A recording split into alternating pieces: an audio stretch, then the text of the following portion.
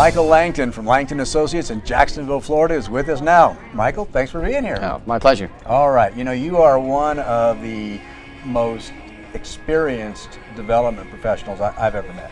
Oh, well, thank you. And been around a long time, that's for sure. Well, and you're still a young man, so that's yeah, better, right? Exactly. But tell us a little bit about your background, where you came from, and how long you've been doing this on your own. Well, in the grants business, I've been active in it for 39 years, believe it or not. Wow. I started as a mayor's aide in the city of Jacksonville, and we had a grants department that the mayor had assigned me to, so that was my job for about 5 years. And then I went to the city's urban teaching hospital and created a grants and lobbying department there. And so at the about 4-year mark at that job, I decided to start my own firm.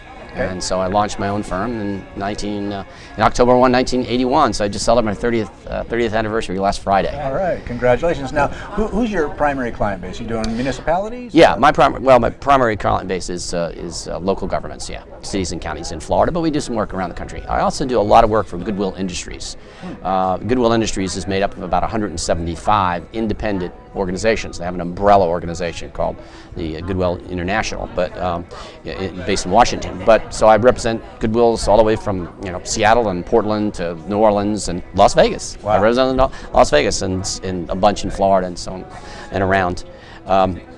During another interesting point of my career was for 8 years I served in the Florida House of Representatives. I ran for office for the first time and was successful in getting elected and had elected 3 more terms. And so that was certainly a challenge to run a business and be a legislator. It's supposed to be part-time, but it's really a full-time job being a state representative. So. Right. And how did that affect your perspective on fundraising, especially through government funding? Any changes in perspective for you there?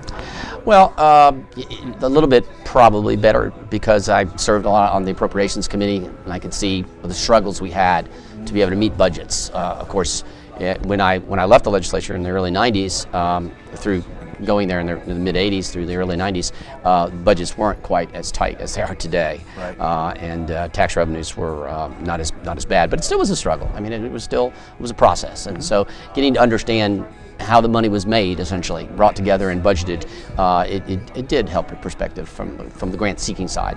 You betcha. Yeah. And do you find when you consult with municipalities, especially new clients, do you find it a challenge to get them to adopt and adapt to a culture of teamwork and grants and get beyond the just bring me the money? Yeah, exactly. That our relationships with our clients is an annual contractual relationship and an annual retainer. So when we start a new client, that's the education of them, training the client, as we refer to it as, is the most important thing that you do in the first year, because you do have to make them understand that it has to be a comprehensive, aggressive program of teamwork. They've got to work with you. They've got to bring their ideas and concepts for programs that you can embody in a grant application. If you don't have that kind of the meat and the potatoes of it, you can't really put together a persuasive grant application. Okay. Now I would guess that this video is probably going to be viewed by quite a number of people who work in state and local government. And if they haven't been involved in the grants process before and they hear the word teamwork, who are they working team with? Well, it's the practitioners in a particular department working with my staff, and I have a staff of 5 professionals. And we call ourselves consultants, but we are not really consultants in the sense we actually perform the work.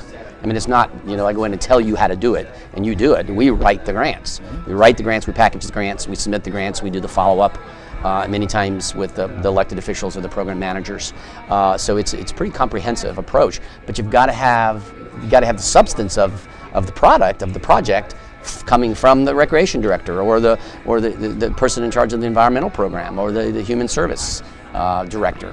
They have got to be involved. It's going to be their program. It's going to be their once you're successful getting the grant, they got to implement it, unless they hire us to implement, and we do some of that. But right. So it's got to be a team effort.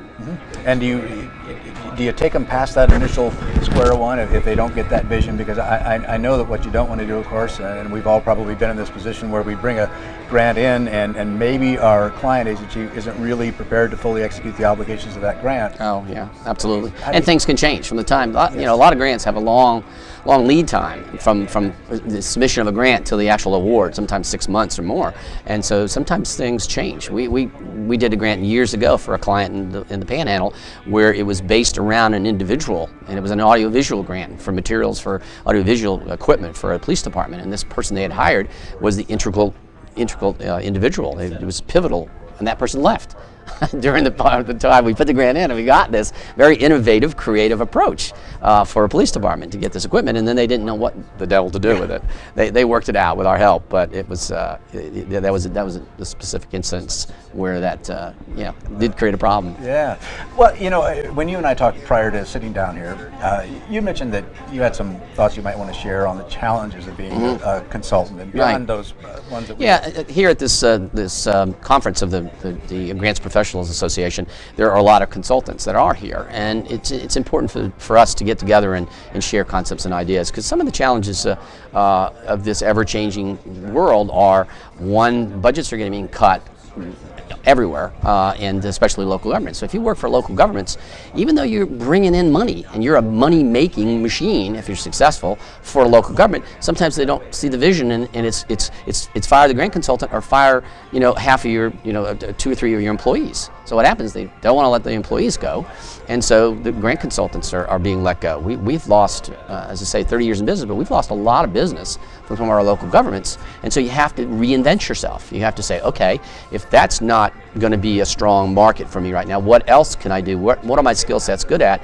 that I can create new business? And what we've done is, from time to time, we go back to grant management.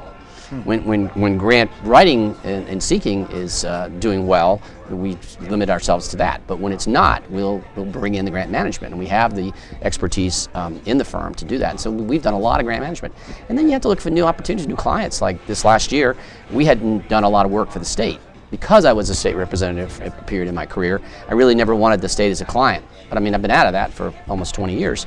And so we looked to the state, and we wound up getting 2 major contracts with the state of Florida. We were successful in winning two of the RFPs we applied for, and got the business, and it became a godsend for us in 2010.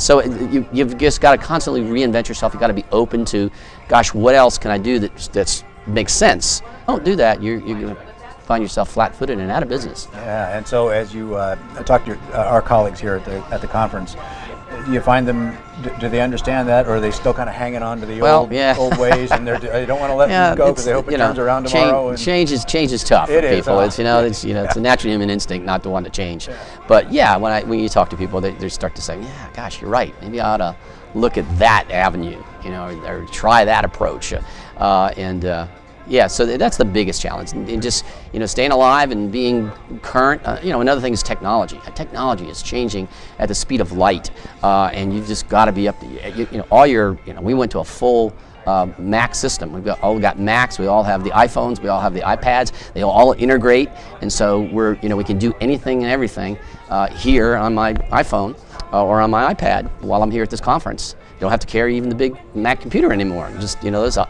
instruments, but I can pull up everything on my server back in Jacksonville, and so you've got to stay current with technology. And the beauty of that is technology is not that expensive anymore. I mean, the cost has come down so much. I mean, I remember when I first went into business, it was like I spent $10,000, I believe it was, on this big, huge computer. So so you got to stay current. You got to stay current. You got to be willing to reinvent yourself. You got to stay current on technology. And the other thing is, I think you always have to be a salesman. You got to be out there marketing yourself to some degree. We don't do a lot of aggressive marketing in the sense that we advertise or anything like that, but we attend conferences like this, Florida League of Cities, the Florida Association of Counties, U.S. Conference of Mayors meetings. You just got to go and be seen and network. And you just got to, because that way when they're looking for somebody, they go, oh yeah, we really need a grant. Oh, that's right, Mike Langton. He's a good guy. Let's hire him. Sure. So that actually is the source of a lot of our business. That networking. Yeah, so you got to do that. So those are kind of 3 things you got to do right now to stay alive and successful in the grant consulting business. So we've heard from a couple of previous people today and yesterday in interviews that they're working with coaching people who are new to the grants consulting field, mostly people who are startup proposal writers, who are maybe starting out with nonprofit organizations. Do you have any words of wisdom for that? Well, I think that that approach, a sort of a mentoring approach, is a very valuable aspect. And again, being active in GPC would be something I would do if I was them. I mean, I sing the song of this organization because it's wonderful. When it first was created, I joined it. I think I'm the 122nd member. So I'm one of the founding members of the organization. You just have to come to these conferences and network and meet your colleagues and learn from them and be mentored by them. Because you can get some training in universities. There are universities that are starting to teach. There's websites like yours. There's opportunities to learn. But one of the best is to be mentored by a colleague. Right. And I don't think we've mentioned the website of the GPA. It's grantprofessionals.org for people that want to look it up at home. State-by-state listing of consultants. Are you in there? Yes. Okay, so people could find you there. There you go. Grant Professional Association is just a wonderful organization. Yeah, this has really been an extraordinary experience for us here. We've met so many great people, and it's so inspiring to see people of all ages, every demographic category. It's very diverse. Yeah, very interesting. So, what other final words of wisdom do you have for us? What do you think?